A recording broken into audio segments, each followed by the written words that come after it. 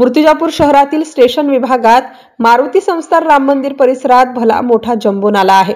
हा नाला मुबारकपुरा मस्जिद समोरून आलेला आहे। या नाल्यांमध्ये खूप साऱ्या कचऱ्याचा ढिगारा साचलेला व पडलेला आहे। यामुळे परिसरात खूपच दुर्गंधी व मच्छरांचा वावर वाढला आहे। याबाबत वारंवार तक्रार करूनही कोणी लक्ष देत नाही आहे। याचा त्रास परिसरातील सर्व जनसामान्यांना होतो आहे।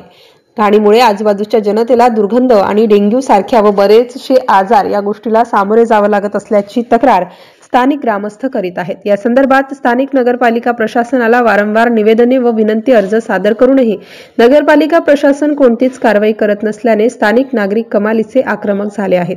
याकडे पालिका प्रशासनाने तात्काळ लक्ष देऊन समस्या मार्गी लावावी, अन्यथा लोकशाही मार्गाने तीव्र आंदोलनाचा इशारा येथील रहिवाशांनी नगरपालिकेला दिला आहे। MCN न्यूज मराठी करिता धनराज सपकाळसह कॅमेरामन नरेंद्र वाढोणकर, अकोला।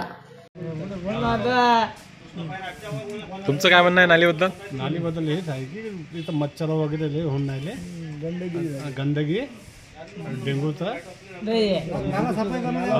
नाल्यात लवकरच्या लवकर सफाई करण्यात कोणता कर्मचारी आमच्या आणि सगळ्या आजूबाजूचा कचरा जे भंगी लोक आहे मैत्र समाज तर त्याच्यातच टाकतात।